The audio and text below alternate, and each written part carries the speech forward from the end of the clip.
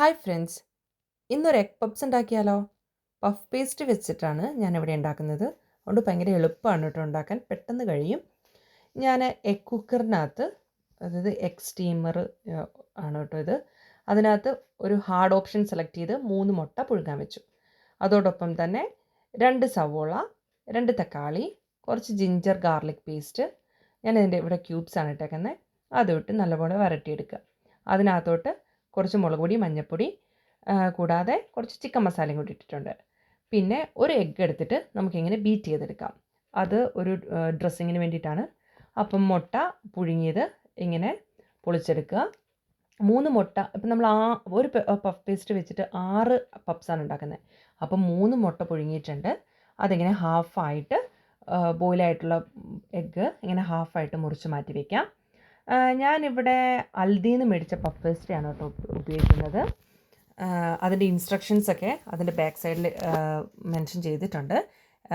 ഓവനിനകത്ത് എത്ര ടൈമാണ്, എത്ര ഡിഗ്രി സെൽഷ്യസിലാണ് കുക്ക് ചെയ്യേണ്ടതെന്നൊക്കെ.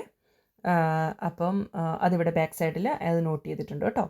അപ്പം ഞാൻ തയ്യാറാക്കി വെച്ചേക്കുന്ന ഈ മസാല പേസ്ട്രി നിവർത്തി വെച്ചതിന് ശേഷം ഞാനിവിടെ 6 പീസായിട്ടാണ് കട്ട് ചെയ്തെടുക്കുന്നത്. അതായത് 6 പീസായിട്ട് കട്ട് ചെയ്തതിന് ശേഷം അതിനകത്തോട്ടേക്ക് ഈ മസാല 6 കോളങ്ങളിലായിട്ട് എടുത്ത് വയ്ക്കുന്നു. അതിനുശേഷം നമ്മൾ ഹാഫായിട്ട് മുറിച്ച് വയ്ക്കുന്ന ബോയിൽഡ് എഗ്ഗ് എടുത്ത് വയ്ക്കുന്നു.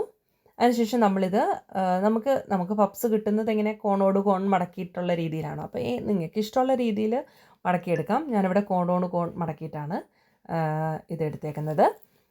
കോണോട് കോണോട് അങ്ങനെ മടക്കി എടുത്ത് നമുക്കെല്ലാം എടുത്തതിന് ശേഷം അതിൻ്റെ മുകളിലേക്ക് നമ്മൾ ബീറ്റ് ചെയ്ത് വെച്ചേക്കുന്ന എഗ്ഗ് ഉണ്ടല്ലോ, അത് നമുക്കിങ്ങനെ അതിലോട്ട് തേച്ച് കൊടുക്കാം. അപ്പം നല്ല ക്രിസ്പി ആയിട്ട് കിട്ടും നമ്മുടെ പപ്സ്.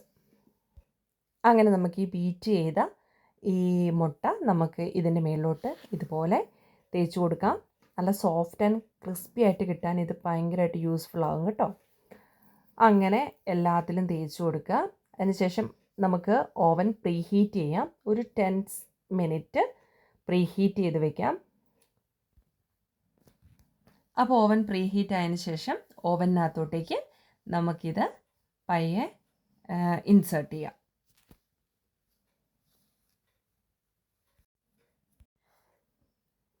ഞാനിവിടെ സെറ്റ് ചെയ്യുന്ന ടൈം ഈ ഓവൻ്റെ ലെവൽ 6 ആണ് കേട്ടോ. ലെവൽ 6ലാണ് വെക്കുന്നത്.